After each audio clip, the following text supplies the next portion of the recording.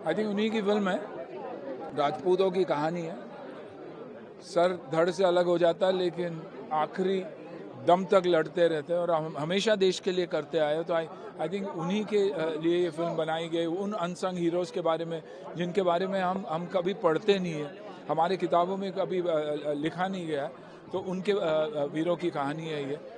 और शेखावत जी और हमारे बाकी मित्रों की वजह से ये पॉसिबल हुआ है।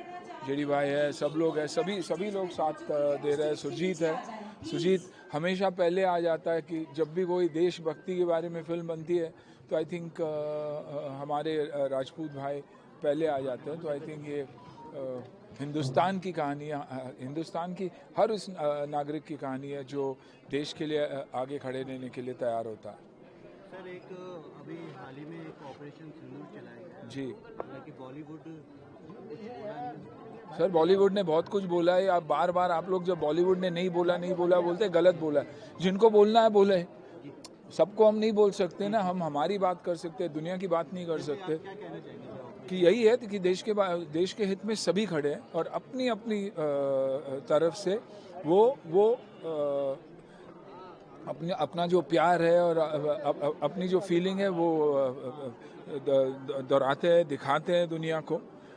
सबका अपना अपना तरीका है। तो आई थिंक सबको हमें वो एक चांस देना चाहिए और न कि उनके ऊपर झपटना।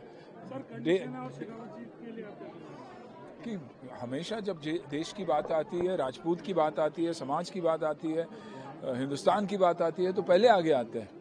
और हमें ऐसे ही नागरिक चाहिए जो देश के लिए एकजुट होकर फट करके आगे आ जाए, जो कभी ना डर दिखाते हैं ना पीछे हटने की बात करते हैं। तो आई थिंक बहुत खूबसूरत बात। और इसीलिए ये फिल्म भी उसी एक ऐसे वीर की कहानी है।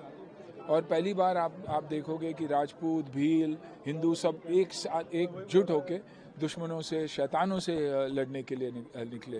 देखिए, लड़ाई कौमों के बीच में नहीं होती, हमेशा शैतानों के साथ होती है, गलत लोगों के साथ होती है। ये याद रखना बहुत ज़रूरी है कि शैतान एक इंडिविजुअल होता है जिसकी सोच अलग होती है और वो ये सोचता है कि मेरी कौम, मेरा सब कुछ मायने नहीं रखता। और मैं अपने एक कौम को रिप्रेजेंट कर रहा हूँ, वो जो गलत बात है।